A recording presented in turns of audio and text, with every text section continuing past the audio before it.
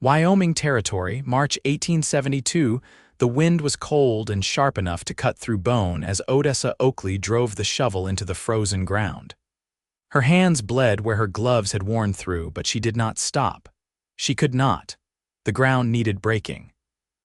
Her baby girl, Anabeth, lay wrapped in a thin blanket beside her, still and silent.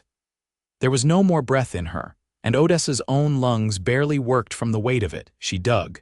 The prairie stretched wide in every direction, dry grass flattened under snowdrift and hoofprint. No one was coming. There had not been anyone for weeks. She had not seen a soul since she left the burned shell of her cabin, riding west with Anabeth burning up in her arms and no help in sight. She slipped, knees hitting hard dirt as the world spun. The shovel clattered beside her. She pressed her forehead to the ground, eyes squeezed shut. "I've got it," a man said behind her. The voice struck like thunder, too close, too real. She twisted fast, heart pounding, reaching for the shovel. A horse stood behind her, breath steaming, and beside it a man. Tall, broad-shouldered, sunburned skin beneath a battered hat. His coat was worn but thick with trail dust. He stepped forward, slow and careful, and picked up the shovel. "I'll do it," he said again, softer now. Odessa stared at him, silent.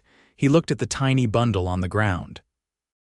His jaw tightened, and he nodded once before doing what she could not anymore. He began to dig. The sun was low when the hole was ready. Odessa stood at the edge like a ghost, arms wrapped around herself. The man said nothing, just waited. She knelt, kissed Anabeth's forehead one last time, and laid her down. The dirt fell softly. Odessa did not cry. She had run out of tears 2 days ago. When it was done, the man smoothed the earth, then stood with the shovel held loose in his hand. "I'm Yates Prescott," he said, voice rough. "Ranch hand out of Bristle Ridge. Was headed back from Cheyenne when I saw your horse's tracks." Odessa swallowed. "Odessa Oakley." He nodded again, watching her like a man who knew grief. "You riding alone?" he asked. She nodded. "Where were you headed?" Odessa looked down at her hands. "Nowhere." He looked past her to where her horse stood tethered. "You have food enough," he frowned. "That child did not die from sickness, did she?" She blinked at him, startled. "What?" He looked down for a beat, then back up. "I saw the smoke. Burned cabin, looked recent. You coming from there?" Odessa's jaw clenched. "Yes." "How many were there?" "3 men." He nodded slowly. "They hurt you?" She shook her head. "No, I got away. They never touched me, but they shot the stove and the fire took everything. I carried Anabeth out before it got to her, but she was already too hot. I kept riding west, trying to cool her down." She stopped, chest heaving. Yates's voice was quiet. "I am sorry." She looked at him and for the first time really saw him. Not just the dust and the beard and the calloused hands, but the steadiness in his eyes. The way he kept his voice level, like he did not want to scare her. "I do not need rescuing," she said. He nodded. "All right, but I can ride with you a ways, safer that way." She hesitated. "Just until you get to town," he added. "There is no town for another 30 miles. Then I will ride 30 miles. She should have said no. She had been alone since the first time her husband hit her, left him before Anabeth was born, never looked back. She had learned not to trust. But this man had taken the shovel from her, not to stop her, not to interfere, just to carry the weight. "All right," she said. He helped her mount, then swung up beside her. They rode in silence, the cold wind pushing against them, the prairie stretching wide. That night they made camp beneath a windbreak of cottonwoods. Odessa ate slowly, her hands still shaking without her meaning them to. Yates passed her a tin cup of coffee, his eyes never straying too long. "Who taught you to track like that?" she asked. "My father, Apache War Scout. I lived with him until I was 12. After that I worked cattle." She nodded. "You are good." He tilted his head. "You too, you made it far." "I had to." He looked at her and his voice dropped low. "You should not have had to." She turned away, blinking fast. "I do not want your pity." "I do not pity you." He poked the fire with a stick. "I respect you." The words landed heavy. Odessa stared into the flames. "I buried my sister," he said softly. "She was 20. Fever took her. I was the one who dug the hole." "I know it stays with you." She looked at him, her voice barely a whisper. It does. They did not speak again that night, but when she lay down, he shifted his bedroll closer, not touching, not too near, just close enough that she could hear him breathing, and for the first time in days she slept. By the fourth day, they reached the edge of a small town called Alder Creek. Odessa stood outside the livery, her bag in hand. I will find work, she said. I have done laundry before, sewing. Yates leaned against the rail, watching her. You could come with me, he said after a moment. I work at a horse ranch west of here. Owner always needs more help. You could stay in the bunkhouse for now, safe, warm. Odessa stared at him. Why, he shrugged. Because you need somewhere to start again, and because I want you there. She studied him. You do not know me. I know enough. She looked down at her boots, at the dirt caked on her hem, then up at him. Just work, she said. For now, he agreed. And so she went with him. By the second week, she was sleeping in the small guest room off the ranch kitchen. By the third, she was mending tack and helping with the feed. By the sixth, she was laughing again, only sometimes, and only when she thought no one heard. But Yates always did. He waited. He never pushed. And every night after supper, he would bring her coffee and they would sit on the porch in silence, watching the sky go dark. Neither of them said it, but it was already starting. Something steady, something real. And Odessa, for the first time in years, started to believe she might be allowed to feel it. The spring melt came slow to the high plains, turning the dirt roads around the Prescott ranch into thick ribbons of mud. Odessa stood at the pump behind the kitchen, sleeves rolled past her elbows, water soaking her apron. Her hands were raw from scrubbing the harness leather Yates had brought in caked with sweat and hair from a long ride through wet pasture, but she worked without pause. A low whistle came from the corner of the yard. You'll wear straight through that strap if you keep at it like that. Yates leaned against the fence, one boot braced on the lower rail, a coiled rope resting in the crook of his arm. His face was flushed from the sun, an old canvas shirt rolled at the sleeves and damp with sweat along the collar. I was told to clean it, she said without looking up. You were told to clean it, not drown it. She paused, then let out a breath that might have been half a laugh. You're particular about your tack. He stepped forward and knelt to inspect her work. You've got a steady hand, cleaner than most of the fellows I ride with. I've had to make do with worse. He nodded, then stood again, brushing dirt from his trousers. You ever worked a horse from green? Odessa blinked up at him. No, you want to, she wiped her hands on her apron. You're serious. There's a filly 2 winters old born from a Mustang mare I brought down off the ridge last year. She's quick-footed and half feral. Could use a woman's patience. I don't know the first thing.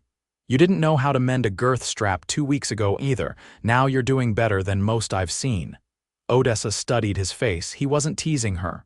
All right, she said. They walked to the corral where the young mare paced along the fence line, tail flicking. Her coat was a pale rose gray, still shaggy from winter, ears flicking at every sound. Yates handed Odessa a handful of hay. First things trust, just walk in. Let her come to you. Odessa moved slow, careful not to let the gate creak. She stood still, hand out. The mare hesitated, then edged closer, nostrils flaring. Odessa didn't flinch when the velvet's soft nose brushed her fingers. She's not as wild as you make her sound, she said quietly. She's not wild at all, Yates said. Just scared. Odessa fed the hay from her palm, watching the mare's sharp eyes. I know what that feels like. Yates leaned on the fence. I figured you might. Later that evening, Odessa sat alone in the kitchen, shelling beans into a wooden bowl. The windows were open, letting in the scent of wet earth and horses. Yates walked in, bootsteps quiet, and set a small bundle on the table. What's that? She asked. He unwrapped it. Inside lay a pair of gloves, soft cowhide, stitched close to the fingers. For the training, he said. Your hands are too fine for rope burns. She touched the leather, then looked up. You bought these, he scratched the back of his neck. Traded for him. Old liveryman owed me a favor. I can't take these. You already did. She went silent, fingers brushing the seams. Why do you keep doing things like this? He pulled out a chair and sat across from her. Because I see you trying. I don't want charity, it's not charity, it's care. She looked down, throat tight. Yates didn't press. You ever play fiddle? He asked then, changing tack. She blinked. No, there's one in the tack room. Belonged to the last cook's wife, left behind when they moved on. I wouldn't know what to do with it. Maybe you'll figure it out like everything else. She gave him a narrow look. You always this confident in people, only when they've earned it. Odessa stood, wiping her hands. You're a strange man, Yates Prescott. He grinned just a little. You're a complicated woman, Odessa Oakley. She turned toward the back door, then paused. I'll start with the halter tomorrow morning if she doesn't kick me first. I'll be there, he said. She stepped out into the night air, the smell of sage and damp wood drifting on the wind. Behind her, the door creaked shut and the quiet of the kitchen settled again. But something had shifted, soft and slow, like a hand brushing close without touching. Like a breath held between two words not yet spoken. And Odessa, walking into the dark, felt the smallest warmth bloom in her chest. Not from fire, not from sun, but from the steadiness of being seen. The filly bucked 3 times before Odessa got the halter over her ears. She stood her ground, boots sunk in churned earth, arms steady though her shoulders ached. The rope burned against her palm, but she didn't let go. Not until the young mare stopped fighting and stood blowing hard, eyes wide. Yates leaned on the fence, chewing a sliver of pine bark between his teeth. She's testing you. She's welcome to keep testing, Odessa said, brushing dust off her skirt. I've been through worse. That's what she's learning. Odessa ran a hand down the mare's shoulder. The hide twitched, but the animal didn't bolt. She listens better when I talk to her. Most folks do. Odessa didn't answer. She was watching the filly, but Yates was watching her. By mid-May, the pasture had dried out enough that Odessa walked the ridgeline behind the barn most evenings. She liked the quiet there, where the wind moved through the grass without stirring up memory. One evening, just after supper, she found Yates sitting near the edge, knees drawn up, staring out toward the distant line of cottonwoods where the creek ran. You always come up here? She asked.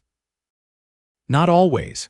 You mind if I sit? He moved over a little and nodded. Her skirt rustled as she settled beside him, arms wrapped around her knees.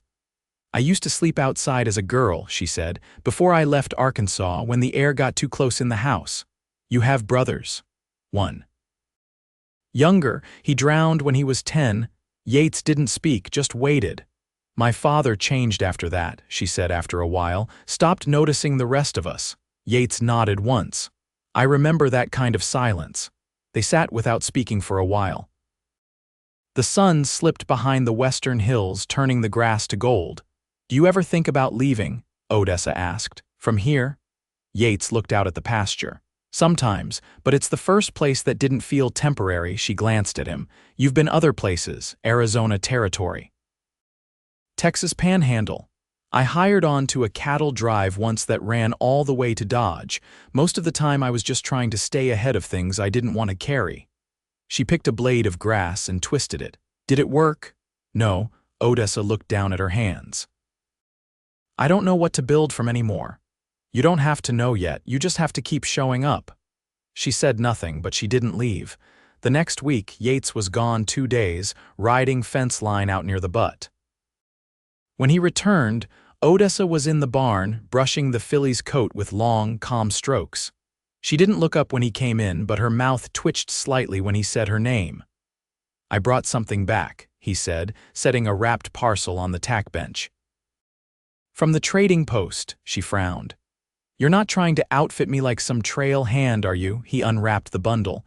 Inside was a book, worn leather, the spine cracked, pages yellowed. She stepped closer, curious. What's this? Pilgrim's Progress. My mother used to read it out loud. I found it in a bin beside the dry goods. She ran her fingers over the cover. You think I'd want this? I don't know. I thought you might want something to read besides feed invoices. She opened it to a random page, then closed it again. I haven't read a book in 3 years. That doesn't mean you can't start again. She turned the book over in her hands. I used to raid to her, she said, voice low. Yates didn't ask who, he just nodded. That night, Odessa lit a lantern in the kitchen and opened the book at the table. Yates brought in a tin cup of coffee and sat across from her. She didn't read aloud, but he didn't leave, and after a while she turned a page. They didn't talk. She let the silence hold them both. 2 weeks later, the filly took her first saddle. Odessa stood in the dust as Yates adjusted the cinch, the mare tossing her head but not fighting. Next comes weight, he said. You want to try? Odessa nodded, set her boot in the stirrup, and swung up. The mare danced sideways but didn't buck. Odessa rode it out, hands easy on the reins. When the filly calmed, Yates looked up at her. You look like you were meant to be up there. Odessa glanced down at him. I don't know what I'm meant to be. You're learning. That night after she'd washed, she found him sitting behind the barn, a guitar across his lap. The sound was rough, the chords simple. She leaned against the wall and listened. You never said you played, she said. I don't, not well. I like it. He looked up. You ever sing? Not anymore, maybe someday. She didn't answer, but she didn't walk away either. Summer crept in with dry heat and long light. The evenings stretched, and the porch became a place they shared without speaking. Once he reached over and took her hand. She let him. They didn't kiss. Not yet. But the space between them had begun to close. And Odessa, watching the sky turn violet above the prairie, felt something in her begin to root. Not just memory, not just grief, but something living. Something strong enough to hold.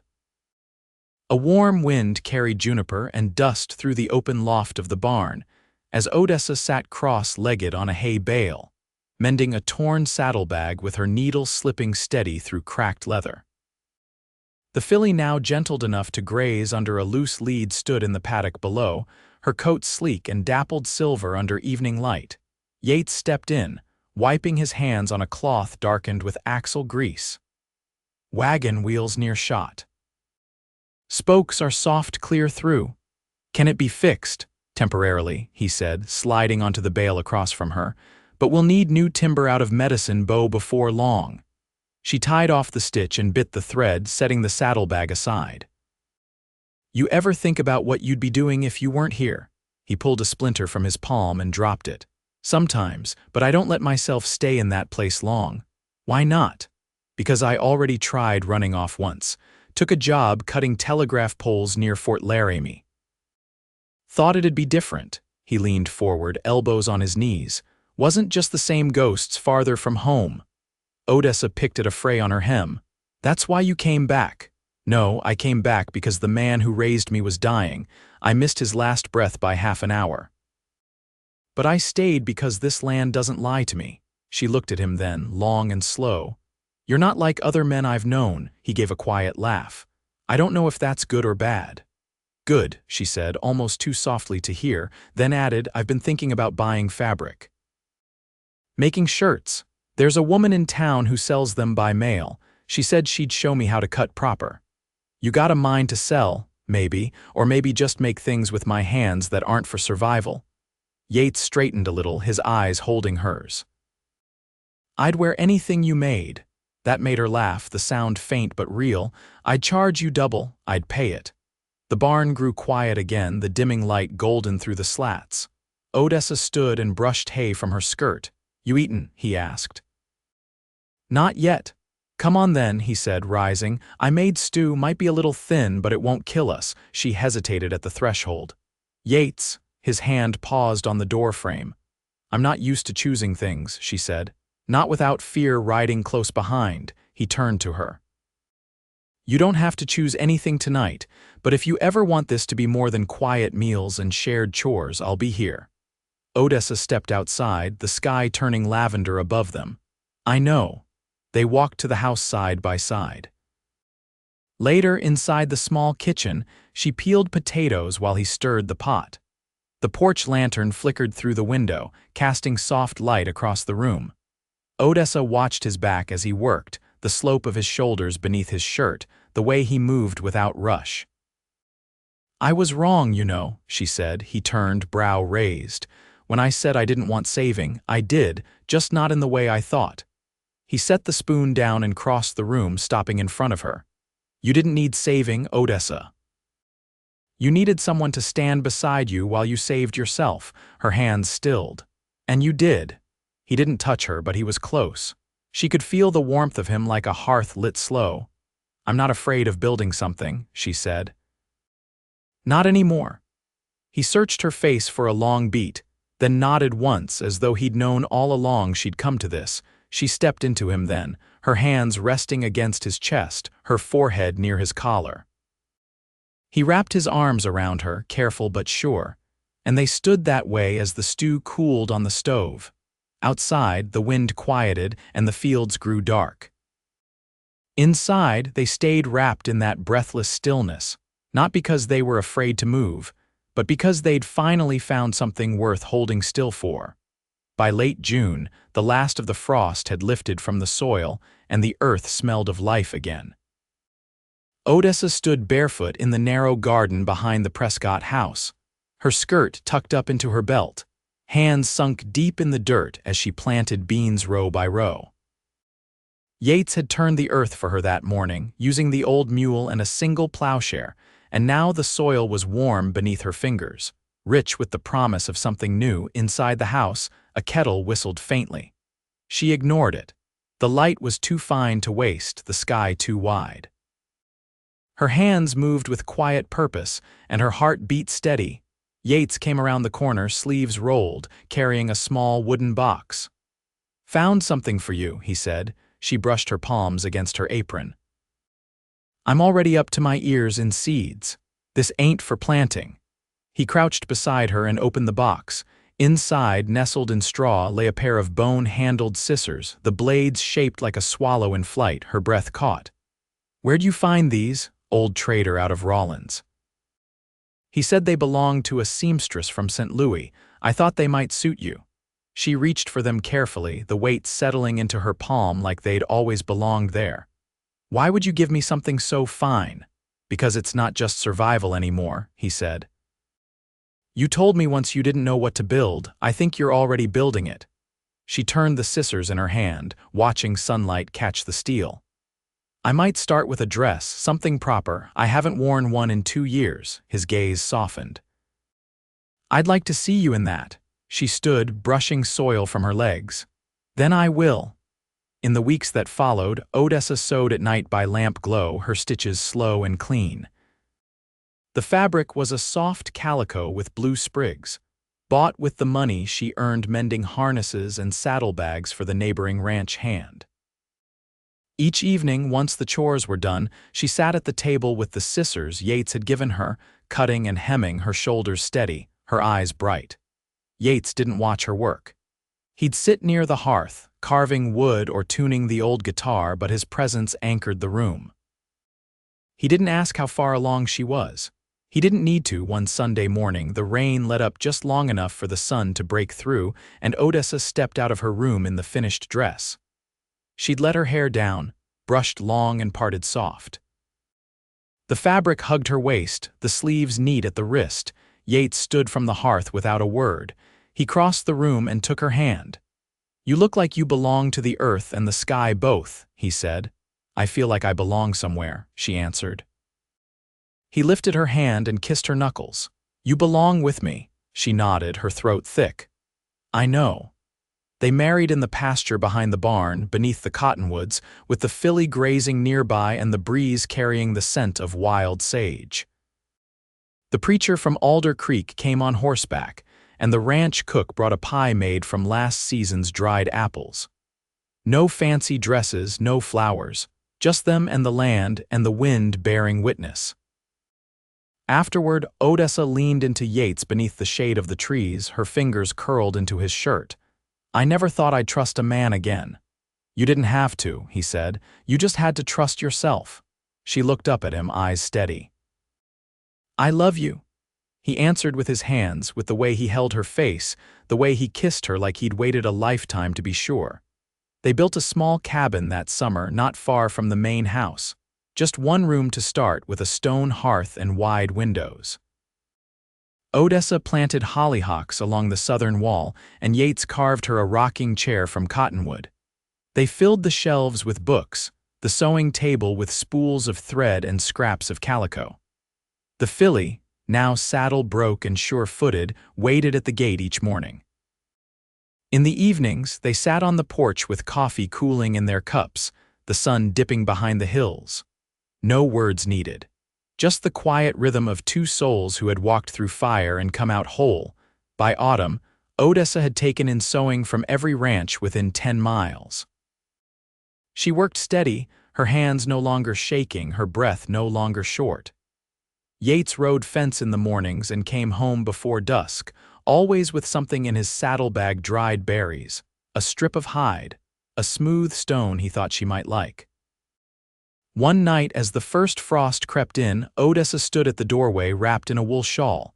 Yates came up behind her, arms warm around her waist. "I've been thinking," he said, his voice low against her hair. "We've got space and we've got time." She turned in his arms. "You want children," he nodded. "If you do." She didn't answer right away, but her hands came to rest over his and she leaned her forehead to his. "I do." Years passed and the ranch grew. A boy came first, with dark hair and his mother's steady gaze. Then a girl born in spring with a laugh that sounded like wind through tall grass. They named her Anna, quiet and sure. The filly, old now, grazed near the barn where their son mended fences and their daughter let chickens chase her through the dust. Odessa taught her to sew, Yates taught him to ride. Some nights they all sat by the hearth, Yates playing soft chords on the guitar, Odessa humming low and sweet. They did not speak often of the past. It lived behind them, like a shadow cast at dusk, still there but no longer in front of them. They had walked through fire, and they had built something from ash, not just survival, a life together.